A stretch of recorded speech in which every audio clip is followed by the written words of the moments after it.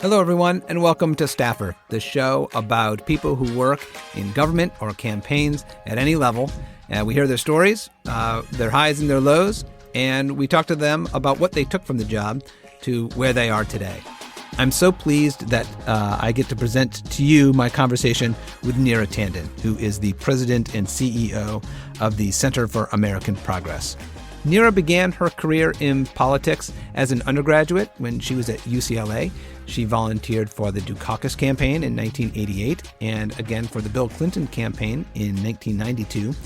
She went to law school at Yale, then made her way directly into the White House, first in the communications office, but then as a domestic policy advisor to then First Lady Hillary Clinton. They became very close, as you'll hear, and when the First Lady decided to run for Senate from New York, she asked Neera to be the policy director and deputy campaign manager at just the age of 29. Neera then worked with John Podesta and others to start the Center for American Progress. She then came back to work with Senator Clinton on the Hill as her legislative director. And when Senator Clinton ran for president in 2008, Neera served as her policy director. At the conclusion of the Democratic primary in 2008, Neera joined the Obama for President campaign, helped get him elected, and then he asked her to serve on the healthcare team that he was assembling to develop the Affordable Care Act and get it passed. In 2010, Neera returned to the Center for American Progress as its chief operating officer, and today, as I said, she is its president and CEO. I spoke with Neera on August 18th, remotely, of course, given the circumstances. I want to begin before we dive into the interview with just a question about your health, because unfortunately, you're one of the millions of Americans who got COVID-19. So how are you feeling? I'm much, much better. I'm almost at full strength, and I had a pretty moderate case, but it really wiped me out. I wasn't hospitalized. My oxygen was always fine, but there were days I really couldn't get out of bed. So it's a serious, serious virus, and I'm thankful to be, pretty much at full strength now. Thank goodness. It must have been scary, both for you and your family. The scariest thing about it is just how little anyone knows about the virus. I mean, I didn't even have a fever, but there were days I was sleeping 20 hours a day, which is also unusual. Like, why are you sleeping so much if you don't have a fever? But, and the doctors know very, very little about it. So, the one thing I would say is lots of people can have symptoms off the beaten path, not, the traditional symptoms. I didn't have the traditional symptoms at all. But I did get a test. I did test positive, and thankfully I was basically socially distancing all throughout. But there were days, I'm pretty sure I was asymptomatic for a while, and my husband had the virus, but my children never got the virus. So I'm very thankful for that. Right. Well, I'm glad you're feeling better now, and that it wasn't worse than it was, and obviously it could have been. So, yeah, thank God for no, small favors. it's very scary though. I mean, it just the not knowing is really the scariest part of it. Yeah. So I like to begin talking with folks who I respect so much about how they got to where they are. And, in preparing for this interview, I've listened to a fair number of other interviews you've done and done some reading. So I know that you grew up in Bedford, Massachusetts. And for those who know of it, it's a charming community outside of Boston. You grew up the daughter of immigrants from India. Mm-hmm.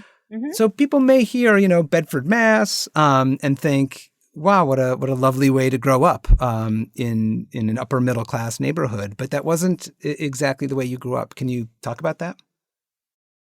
Yeah.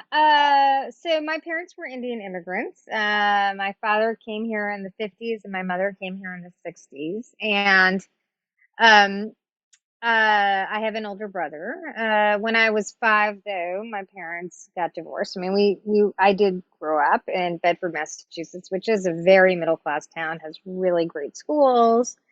A suburb of Boston, with uh, a lot of the amenities of like a traditional suburban's place. Crime low, big public investments, great libraries. So though when I was 5, my parents got divorced and my father left.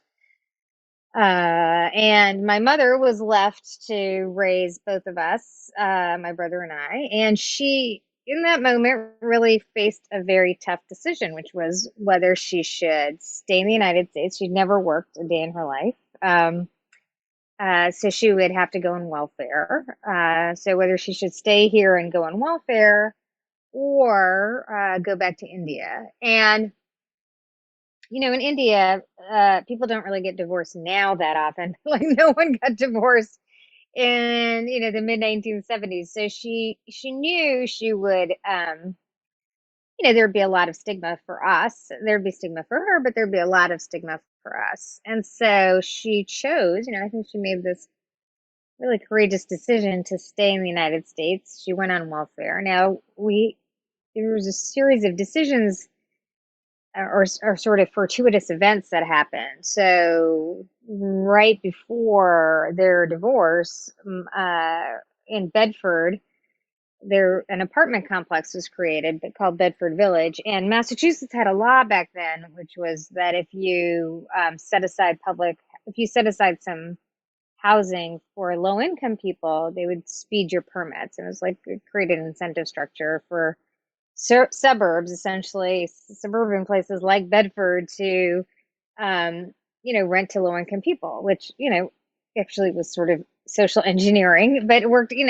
Had its intended effect, which is that we were a family that was really struggling, and we were able to stay in Bedford. And I think most importantly, I was able to go to Bedford's public schools, which are really top-notch schools in Massachusetts, and Massachusetts has really top-notch public schools. So now I have distinct memories that were sort of unusual for Bedford. So I mean, I was like the only kid I knew who was on free and reduced lunch. So I'd go through the lunch line in school, and I'd have a 10-cent voucher where everyone else was paying like $1.10 or something. And we would be at the local Purity Supreme, which was like the supermarket, and my mother would be the only person using like food stamps, which back then actually looked like dollars. They weren't really ATM. Now they're cards, but back then they were like sort of fake money. And I remember going to going to the welfare office with her and things like that. But Bedford was a really welcoming community. My mother kind of joined the Unitarian Church, and they were very supportive, and they helped us move out of our house into the apartment. And anyway, I only realized like many years later that it was a series of public policies. People made decisions to create public policy to actually help people, like Section 8 housing and food stamps and free and reduced lunch and welfare itself. And those programs really worked in our case to help us. And within a couple of years, my mother got a job as a travel agent, and then eventually she got a job as a contract administrator for Raytheon. And within like 6 or 7 years, she was actually able to buy her own house in Bedford. So I could still go to those great schools. So, I feel very fortunate. And my mom is obviously like a strong, courageous woman, but also, that my life would be radically different if a series of basically nameless public officials didn't made different decisions about public policy. Well, your life and the lives of many others. I mean, when I think of that Yeah. decision that your mom made, and then all of those policy, supports as well. I mean, think of what a gift to the country you have been. Your life in Oh, public that's very service kind. has That's very been kind. But it's incredible. really, No, but truly, what I'm saying, like that is somewhat the hope, right? that we have these in place so that, kids grow up and become productive, citizens and raise families of their own, et cetera. And you're proof positive. Yeah, I mean, I think the thing is what it really says to me, and we've both worked in public policy.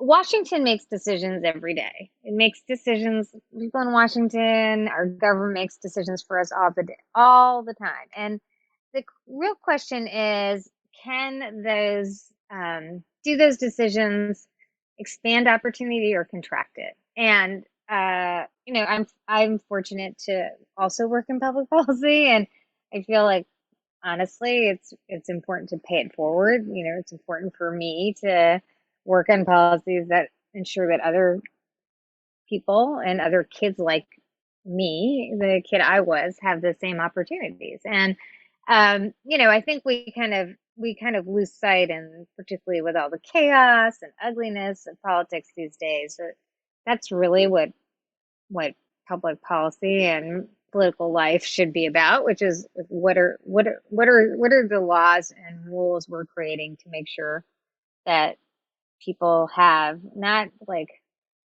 just the word opportunity, but genuine, real opportunity to advance. Yeah. So let me ask you about how you first got into politics. You went to UCLA for Hmm. your undergraduate years. You volunteered for the Dukakis campaign in 1988, and then the Clinton campaign in 1992.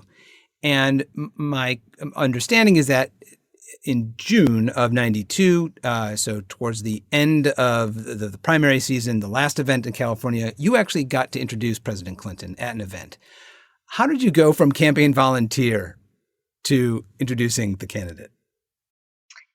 Oh, well, actually, this is a sort of fun story. I was the external vice president at UCLA, and so I ran for office, and like it's UCLA elections, student body elections, are kind of real elections. I mean, like 10,000 people vote.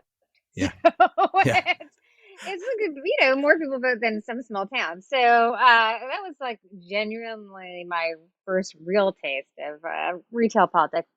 But I became external vice president, and I invited all the candidates, all the Democratic primary candidates, to come to UCLA and speak. And Bill Clinton actually, or the Clinton campaign, accepted my invitation, and it was interesting. So they decided the advanced people came, and I met with them, and then I was helping organize the event. So I was it was like the last weeks of school in my senior year, and I was working 24/7 to get a gigantic crowd for the event. I mean, I worked really hard to get this crowd because I was like, it'd be so embarrassing if he came at my request and then didn't, like, no one showed up.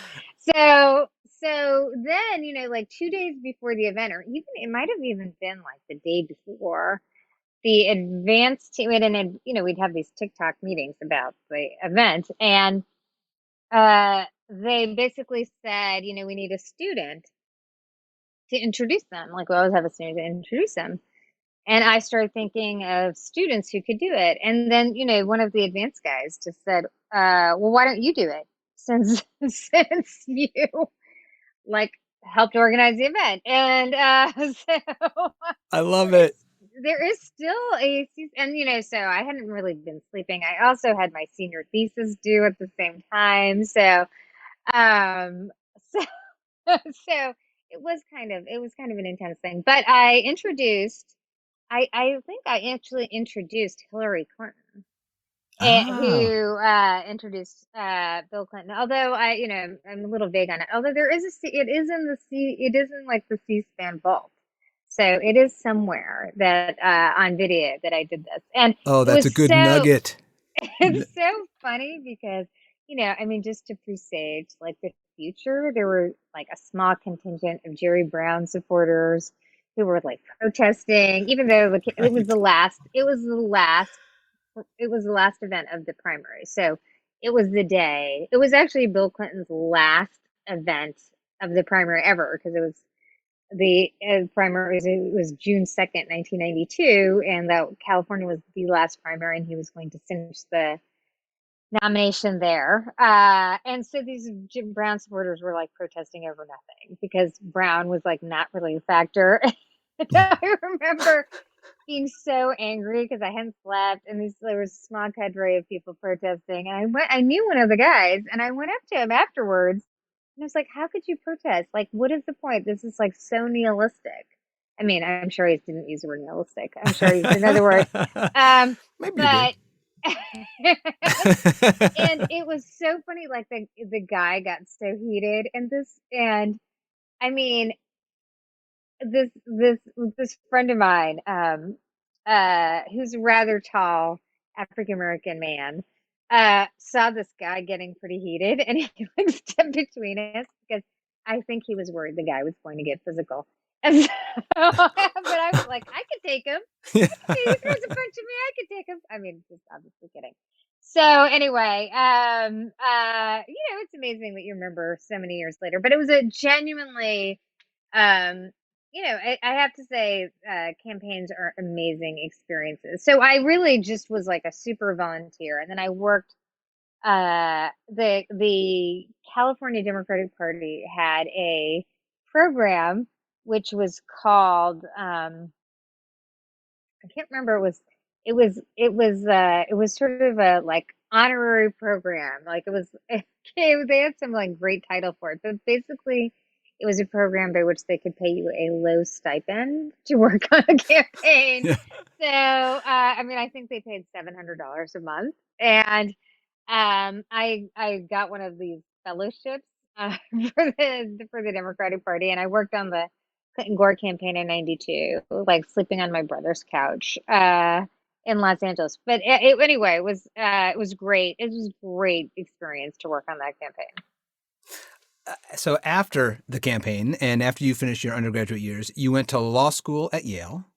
Um, but during that time, you must have decided you wanted to get back into politics, and you kept in touch with folks in the Clinton world. When did you know that you weren't going to go practice law and that you wanted to get back into politics? And how did you keep those relationships going? Yeah, it's so interesting because I had really, I mean, from a young age, I really had wanted to be a civil rights lawyer. And I mean, my mom really always talked to us about how politics matters. I mean, she's a little bit of a political junkie, and I have memories like one of my earliest memories is my mother jumping up and down like late at night because Jimmy Carter won. And I remember, and I was like 6 years old at this time. But I asked her like, why were you so excited? And she was like, well, I think she basically was like, a Democrat winning means like our lives will be better. And I really was struck by that. And she always really thought politics mattered for our lives because, again, we benefited from all these programs that were essentially created by a president. Lyndon Johnson created a number of the programs that made our lives possible in the United States. And so I always really, I mean, it's just sort of something inculcated with us that it really mattered. And so I was always sort of, I really had been interested. I sort of thought I could be a lawyer and I'd do civil rights work. But then, in the early 90s, the Supreme Court really turned. Remember Brennan stepped down. I mean, people probably don't remember this, but when Brennan stepped down, the court really switched. Bush really was able to put a solid conservative majority on the court. And so then I thought, that seemed relatively futile. And I got the political bug from the 92 campaign. So really, I mean, there was this moment in my senior year where I was like, should I really still apply to law school? But also in 92, there were all these stories about basically how every Democrat in the primary had gone to Yale. So Bill and Hillary Clinton had gone to Yale Law School, and Dukakis had gone to Yale Law School, and Jerry Brown had gone to Yale Law School. I mean, I think all of them went to Yale Law School, and so it was this really weird thing where I was like, oh, okay, well, you can still go to law school and go be in politics. So, I mean, maybe like a message from the gods or something. And so, anyway, I decided I went to Yale, and the great thing about Yale was that it was essentially a public policy school, like disguised as a law school, because like every class was essentially um, teachers, professors really thinking like what the law should be. Like, how do you, I mean, we had classes about how you structure the law to create the right incentives for humans to behave in the way that the law is designed to, make them behave essentially. And so it was a great, I mean, I've used that education throughout my career. And I really loved Yale, but a lot of people decided to do clerkships, and I was like, I'm not planning to be I'm not planning to practice law. So the people I'd worked with in the 92 campaign, I stayed connected with, and I graduated Yale Law School like the end of May of 1996, and essentially the next day or within a couple of days I started on the Clinton Gore campaign in California in 1996. That's incredible. And Yeah, you worked on that campaign through the election. And when I did did. you? And so, how did you get into the White House? What was your first job there? I mean, that was again a sort of a series of fortuitous events, which is, people don't. I'm sure people find this surprising, but California was a swing state in 1996, and the Republicans actually put their convention in San Diego. And I was the California Clinton Gore Issues and Press Secretary, and so I was part of a team from the California campaign that went down to San Diego to do response to the convention and do the Democratic response to the Republican convention. And then but basically the national headquarters sent in people to do the response. So, George Stephanopoulos, I mean, names you still have, George Stephanopoulos and Chris Dodd. And Chris Dodd, who was the chair of the DNC during that year, and Ann Lewis, and a whole group of people kind of um uh he kind of came to San Diego, and I dealt with a bunch of people on the campaign, and then one of the people I worked with on the campaign, Tom Janenda, went into the White House, and he was creating a little team which was first the chief of staff's office, and then moved into the communication shop on research, and he asked me to join it, when he went into the White House in 1997, which I did, and I'd worked pretty closely with him there, and he put together this great team. And so I went and did that. And then a few months after that, a position opened up on the Domestic Policy Council. And, it was fascinating because it was this position that had a dual report to both the First Lady, worked on children and family issues for the president, but then did all the domestic policy for the First Lady. So I just like applied for the job and got the job, and that's how I started working for Hillary Clinton, and towards the end of 1997.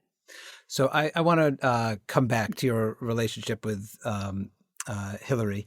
You worked on a number of campaigns in '88, in '92, in '96, before you got to the White House and became a staffer in federal government.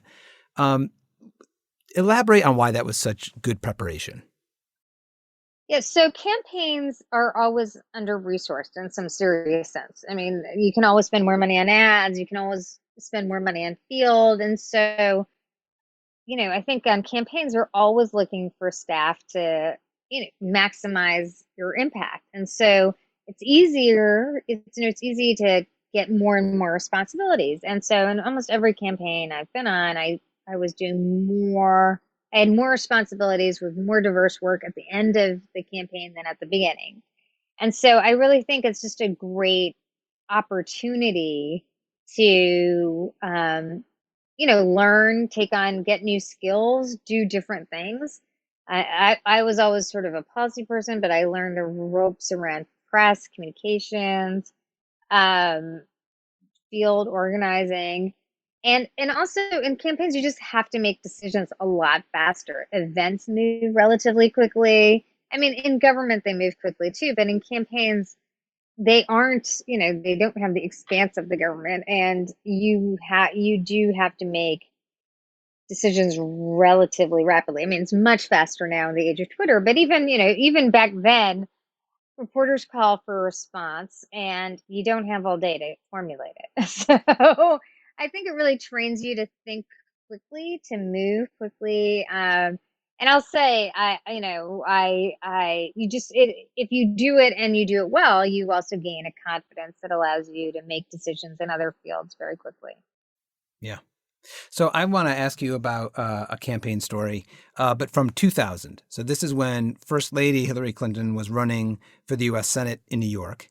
And there's a very famous moment that happens in one of the debates with her opponent, Rick Lazio, who was a Republican congressman and viewed as a moderate and was a formidable opponent. Her victory in retrospect is looked at as inevitable, but it wasn't. It was a competitive race. But it Yeah. really turned at that debate. Can you tell us that story? Yes. So Rick Lazio was our opponent, and the reason why he was doing so well is because he was sort of fresh face, and people didn't really know him, and he was sort of in competition with Hillary. Like we were only a few points ahead of him going into that debate, and people had some doubts about Hillary, and she, I mean, it's not unusual. I mean, in retrospect, she had some deep, there were suburban women who had some reservations about her. Women could be her harshest critics. And so we went into that first debate, and it was like, in hindsight, so funny is that in our debate prep, a lot of our advisors thought Rick Lazio was going to be like really nice. Mm, yeah. And so that was kind of ironic because in the debate, he was very aggressive. And at the end of the debate, we'd had this whole discussion about super PACs and soft money contributions, and thankfully I cannot really even remember what the issue was. But at the end of the debate, he asked her to sign a pledge, but he didn't just ask her to sign a pledge. He walked over to her and kind of physically stood over her. And Hillary isn't actually that tall. She's like 5'6" or something. And Rick Lazio stood over her and said, and basically yelled at her, "Sign it, sign it." And it was a really interesting moment in the campaign because um, a lot of our advisors sort of thought it wasn't, didn't think it was a big deal. Many of them men. But a lot of the women thought it was a big deal. And actually, Howard Wolfson, who was the communications director at the time, um, he identified it immediately as a big problem for Rick Lazio, and he moved very aggressively to talk about how, he was essentially like yelling at her in a kind of threatening manner. And I mean, it was very uncomfortable to watch. Like, he walks up to her, she kind of steps backward. He's literally like, you know, looking down on her. Anyway, after that, the polls moved to about 10 points. And they came back a little bit, but she won by 7. So it turned out to be a pretty defining moment in the campaign. And I think people sort of saw her in a kind of different light after that. Yeah. So she goes to the Senate. She takes you with Mhm. her. You Well, I become her. didn't join immediately. I came a Oh, couple that's years right. later. Okay. Yeah, yeah. And No, so, I stayed in New York. My husband is an artist, and we wanted to stay in New York because he's an artist.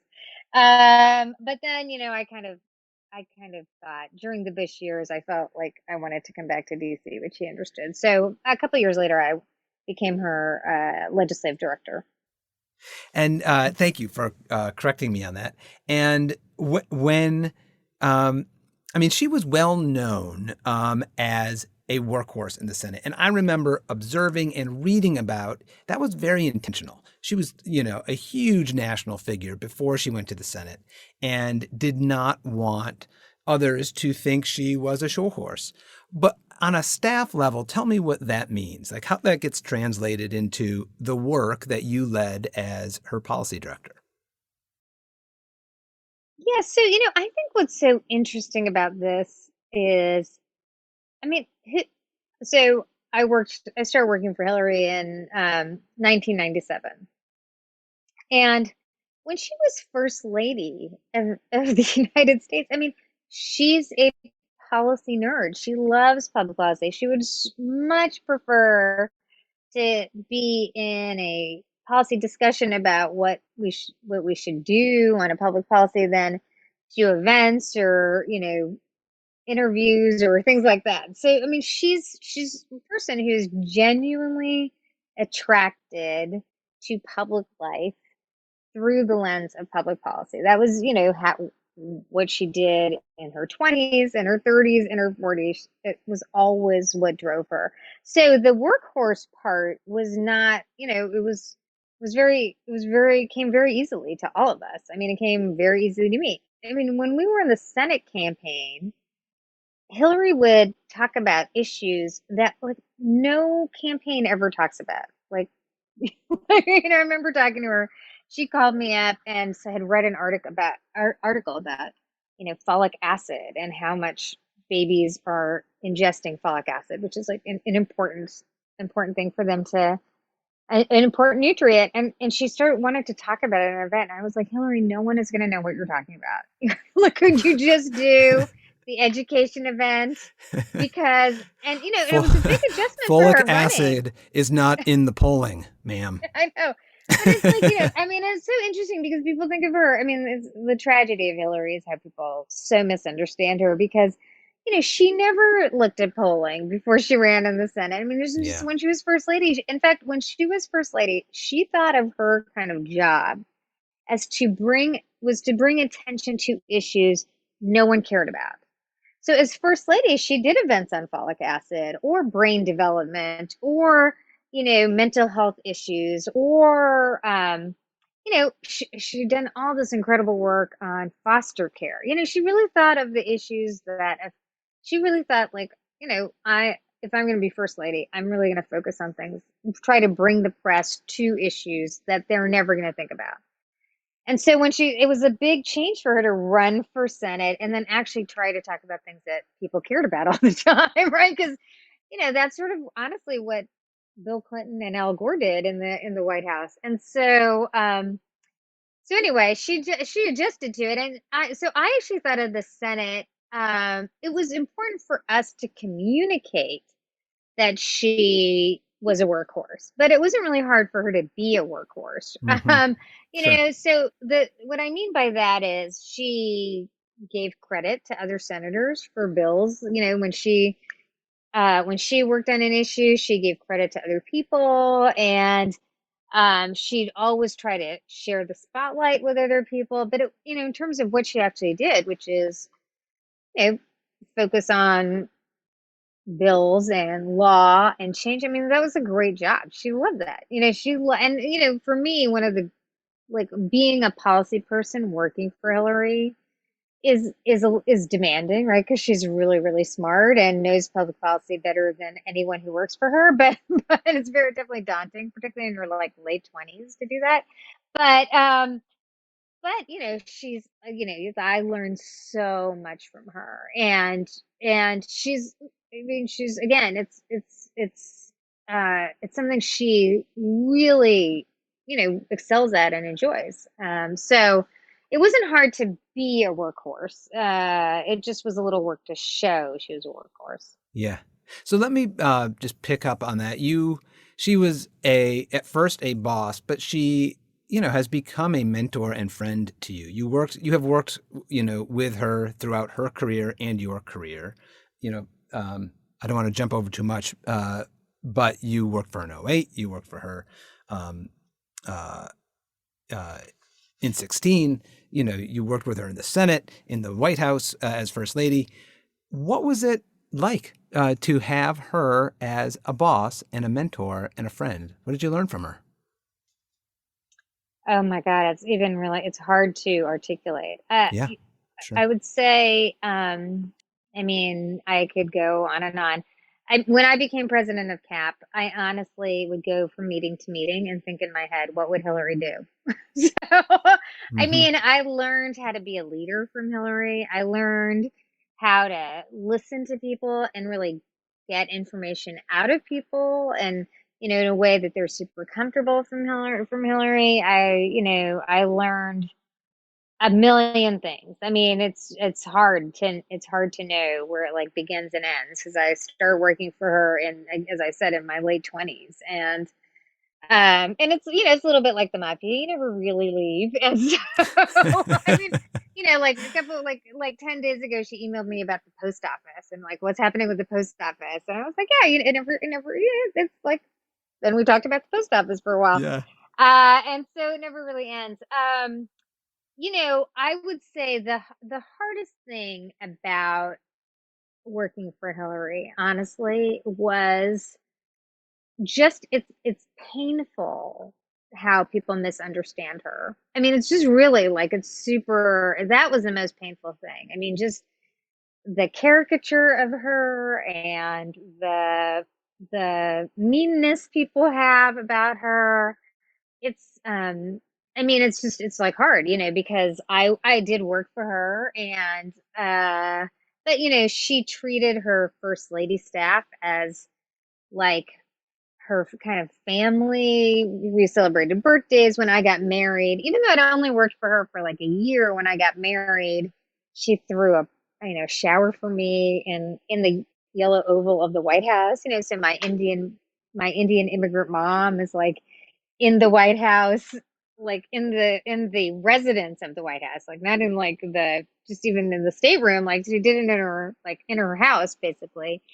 And she was just so genuinely like just very nice to my mom and so she like wraps around when my kids were born, when my daughter was born, my first child, she was the second person to call me in the hospital, and when my son was born, she was the first person, Wow. which is a little weird because you think my parents would call first, but anyway, but she's really like a person who's really there, and it's just the public caricature of her. And I think I think that Hillary has lived with our changing attitudes towards women because honestly, she exemplifies things, traits that are like men.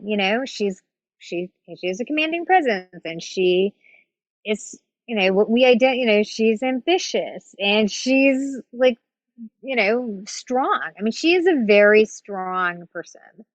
And I think it's just like I've watched essentially 3 decades of caricature that has made her in some ways just like the whipping post for our weird sexism and ambivalence about women and their power in society. And I think it's I mean she's done so many things and her life is one of incredible privilege. And so I don't feel like sorry for her, but I feel like it's just such an injustice and so kind of enraging. But in its own way, kind of tragedy. But that's really a tragedy because like of what America has lost, not because and what we have now, not because of like I mean her life. She's had a great life and has contributed greatly to the country. Yes. Couldn't agree with you more on all of that. And I worry that despite living through what we are right now with the Trump administration, when we could have had someone of such character and caliber as Hillary Clinton, I still don't feel like the lessons of media coverage and perception around gender and women leaders really change that much. I feel like it's been noted that she paid such a heavy price for that, but I don't know that it would be all that different if one of the other women who ran for president this time were our nominee. Yeah, I mean, I think I think I would disagree a little bit. I think Good. that I think we see with the selection of Kamala Harris that and the conversation before her selection about her ambition, that created such a kind of counter protest. I mean, it was really somewhat, it's really enraging. And I think that I think there were a lot of lessons learned. I think there were some lessons that were learned that were sort of bad lessons. Like, I do think a lot of Democratic primary voters came away from the experience of Hillary losing, who was, one of the most accomplished people, not women, people to run ever, and to lose to, essentially a misogynistic pig. I think a lot of voters thought we can't take a risk with another woman. Oh, and I think even women thought that. So I think that's sort of a sad. At the same time, I do think people are much more vigilant about some of these things. So when the story came out about concerns about Kamala Harris's ambition, there was a real pushback against that, a dramatic Yeah, pushback. that's a good And point. and I don't think the media is so fantastic on its own, honestly. But I think if women organize and engage and really direct their concern, it can shift things. And I think that's very different. I think women are much more attuned now to the kind of sexism that just can permeate the culture and can really do damage to women. Yeah. Yeah, that's a very good point. And you've made me more optimistic. I want to revisit, I want to end with Center for American Progress, which is an organization you've Oh, helped great. build. Hmm. And I want to hear about your work today. But you ended up working in the Obama White House. So I did. after the 26 campaign, I'm sorry, the 2008 campaign, Yeah. you were one of the Clinton staffers who, after the primary was over, went to work for the Obama campaign. And, there were many, but also many did not. It was obviously a bruising primary among friends and family. And so those are always hard. What was that first day like when you started with the Obama campaign, and I how did you mean, integrate? to be honest, it was a little awkward. But I mean, so honestly, I had worked with David Axelrod on Hillary's Senate campaign in 2000. I mean, people don't remember this, but David had worked doing ads for the state party in 2000. So he was, we were like, there was work that people were doing kind of collaborating. And so I knew David and he was a friend of mine. And when the campaign ended, he reached out to me and essentially asked me to interview. I interviewed with then Senator Obama, and then they offered me the job, and I started in July in Chicago. And I mean, to be 1,000% candid, there were definitely people in the campaign who were, shall I say, resistant. It took them a while. I won't name them, but we have many mutual friends, I'm sure, who were, pretty. I would I think sometimes verging on slightly hostile, honestly. But the people. What was fascinating is the person who was always fantastic. Um, and when I interviewed with him, he'd said, he'd already met with Hillary when I interviewed with him. And he said to me what he said to her, which is that there's really only two people who know what it's like to have gone through this primary, like Hillary Clinton and me. And Barack Obama is a person who has confidence in his ability, and he also really had to work his hardest to defeat Hillary Clinton, and he had a lot of respect for her. I mean, at the end of the day, these are two people who really had incredible respect for each other, having really tested each other. So, I mean, Hillary, when I told her that they talked to me about coming on the campaign, said, I'm going to do everything I can to help him win, and you have to do everything you can to help him win, even though she literally just lost within a week.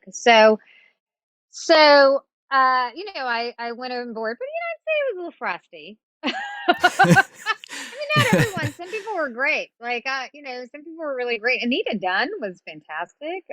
She was super welcoming, and But there were people who were, it was a long campaign, and they had, basically trained themselves to kind of really dislike Hillary and and her campaign.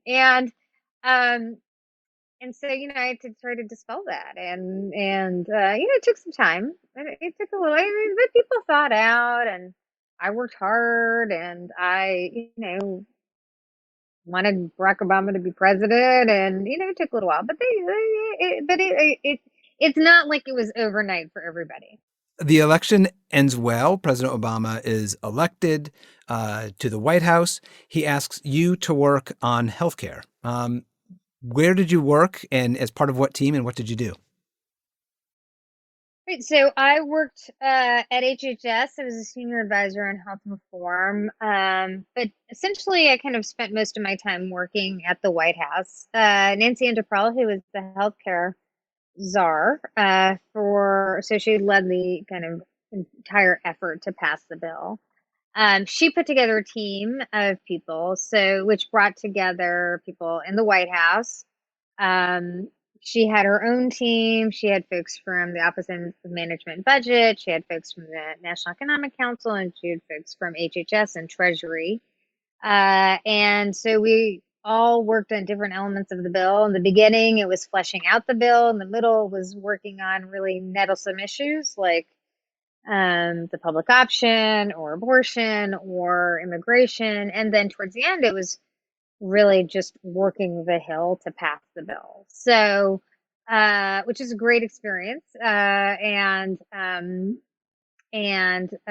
mean, when the campaign ended, I had this whole thought of whether I should go back to work for Hillary at the State Department, or work on healthcare reform for the president. And it was not a totally easy decision, but I really was thrilled to work on healthcare. I mean, it's painful because it really genuinely felt many times like we were going to lose, and it was going on and on. So I'm not saying it's like a joyful experience, but in the end, I mean, I'll say when we worked on the Center for American Progress really led the effort to beat back the ACA repeal. We worked with many other groups, and we were a lead group. And when Trump became president, and people came up to me. I mean, I have many of these experiences, but we organized this protest at the airports for senators coming back to vote on the bill. And I was at this airport protest, and this man came up to me and started opening up his shirt, which is a little unusual. But then he said to me, he showed me this scar and said, I never had health insurance in my life. And then when the ACA passed, I was able to get health insurance. And I went to the doctor, and he told me I needed emergency heart surgery. And so I'm only alive because of the ACA. So I chose to drive, 50 miles or whatever it was to come here to this protest.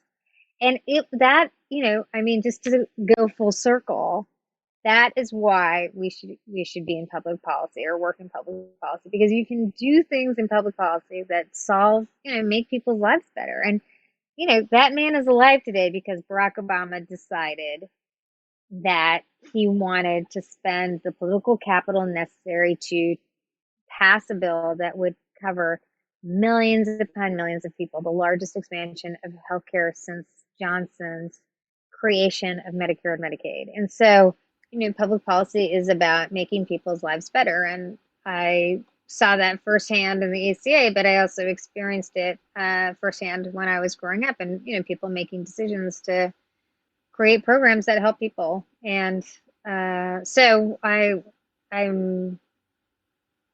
the whole experience is something that I can tell my grandkids about. Well, and you are still very much in the fight. You are leading the Center for American Progress, which is, without exaggeration, probably the leading progressive think tank. And that is with affection and love to all the other progressive think tanks that exist. But I remember a world in which it didn't exist. And you were part of the team that established it and have grown it into an organization of significant influence and intellectual influence and real political power. Can you talk to me about what it's like now to be a principal of an organization? You've been a staffer in many organizations, as we just talked about, and now you're the principal. What is it that you want your staff to be thinking about as you run an organization of significant breadth and depth? That's a great question. It was such a difference. I mean, it was such a jump to move from being a staffer. So before I was president, I was COO and I'd had these other experiences, all of which were essentially a form of a staffer.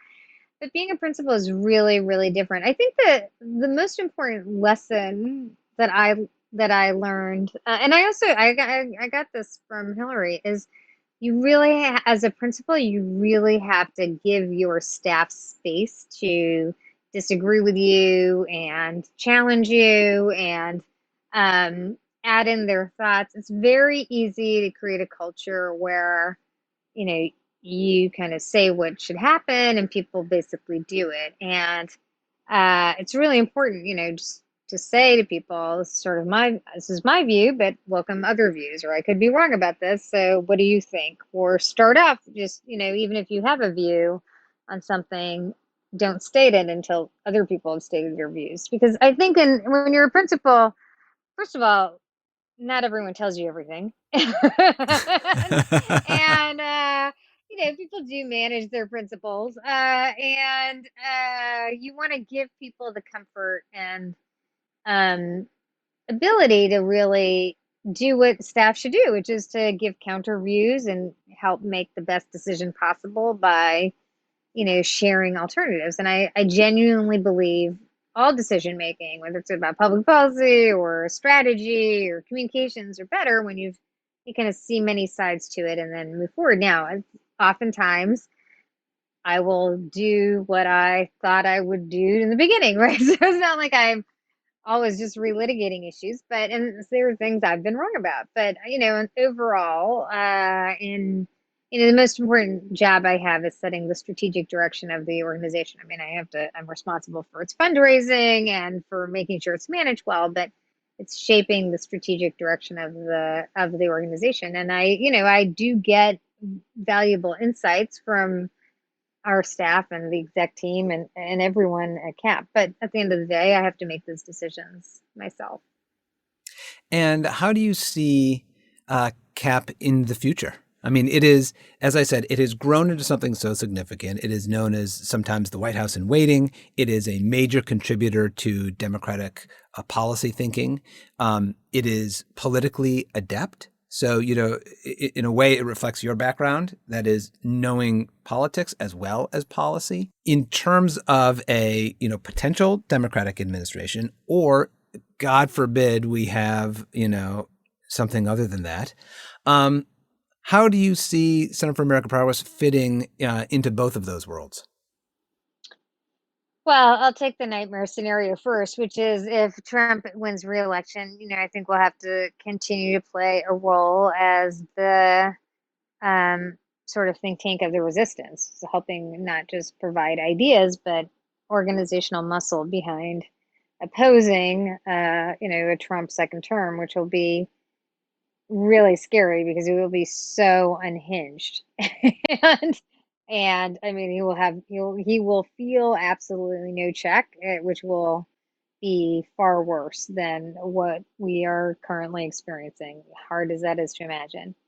I think in a Democratic administration, if we have a Biden Harris administration, I think the focus for CAP has always been not just how to have ideas, but how to make change happen. We're very proud of the work we've done over decades on issues like healthcare, where we developed the framework that eventually became the Affordable Care Act, or, ending the Iraq War, the work we've done on energy, which is really energy issues, which has had huge impact from the Green Blue Alliance, or just a range of issues on climate and the rest.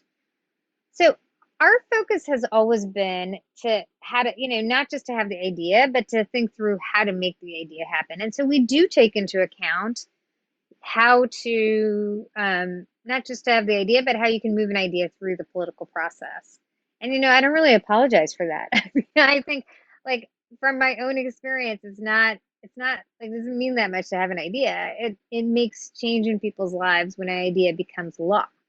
And change happens from ideas and social movements, not social movements alone or ideas, but both of them together. And so, I mean, I don't take I think there's a kind of thinking today in many corners that, it's you just want to have the most progressive idea. And I mean, I don't think I think it's important to do the right thing, but it's really impactful to actually make a change in people's lives.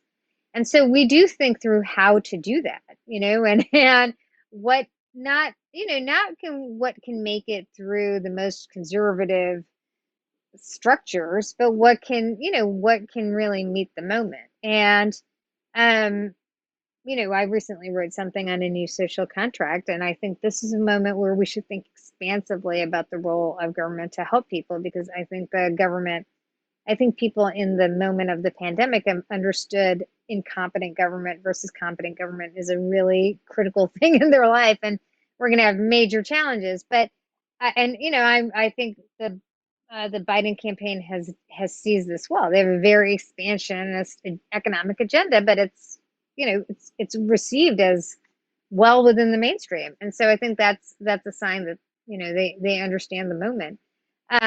So I see our future as really one of trying to make progressive change in people's lives and really thinking through how to do that, how to make that, how to have actual impact on people's lives, and how to work through the political process to effectuate that change. And I think that means moving the ball, but and being bold, but not impervious to the political constraints that exist. Because I don't, that if you fail at public policy, I mean, you learned this well from healthcare policy. Hillary's first big attempt at healthcare did not work, and it took us decades to come back to it. It took, like, 15 years to come back to transformative health reform. So, it's not like it's like inconsequential to try and fail when you're doing public policy. And that's, I think that's central to our understanding, and central to CAP's mission is to actually have impact. Yeah. Oh, well put. Um, I've taken up a lot of your time. I would be remiss if I just didn't ask you this one last question. Sure. Because we've talked about the Biden-Harris ticket, and Kamala Harris being on the ticket is a historic moment for a lot of reasons. She is a woman of color with a rich heritage, including Indian American heritage. And as a woman of Indian descent yourself, what does this moment mean to you and your family? It's so funny because, obviously her name was in the mix and things like that for vice president. But I cried tears of joy when she was elected. And, you know, my mom is an Indian immigrant who raised two children on her own. And Kamala Harris's mom, who's since passed, was an Indian immigrant who raised two kids on her own. And I think it says a lot about the character of a country that you can have essentially a first generation immigrant, or the daughter of the first generation immigrant, can become the nominee for vice president. And it says, so much that Kamala has, she has a Jamaican father and an Indian mother, and has risen to be a senator and hopefully the next vice president of the United States. And I think what it means the most to me is that, honestly, so much of what has been driving our policies and their debates and the public discourse has been a contest of visions between, like, what America really is, and whether America is for, like, a small group or is it for all of us. And I think in Joe Biden selecting Kamala Harris, he obviously believes that the country is for all of us, and he wouldn't campaign the way he does if he didn't believe that. But it's such a perfect response to Trump to have a VP that is the embodiment of all that Trump is trying to end, right? I mean, he wants to make this country a white country, a country that isn't, that repels immigrants, doesn't welcome them. I mean, he wants to change our immigration policies to be essentially immigration policies for white people and not brown people. And I thought it was, I mean, it was deeply moving to me because I feel these like connections between her experience and my experience, but I also just more fundamentally believe that it's a repudiation. If Kamala Harris becomes VP, it's essentially a repudiation of everything Trump has fought for. Yeah. Neera Tanden, I've been a colleague of yours at times, but an admirer of yours for my entire time in Washington. Since I've got truly, I mean it. I mean it. Thank you so much. This conversation has been great. I could do it for 2 more hours, but you've been so generous with your time, and really all I can say is thank you. No, thank you very much. Thank you. Well, friends, I can smell the jet fumes at National Airport, which means another episode of Staffer is adjourned. I want to thank you all for listening to the only show created for and about the people who work in government and politics at any level. I do have a quick favor to ask. Please follow, subscribe, and like the show on all of your favorite podcast platforms. Positive reviews are everything in this business, I'm told. And please make sure to sign up for episode alerts at staffershow.com and check out Staffer Show on Twitter, Facebook, Instagram, and LinkedIn. Thanks all.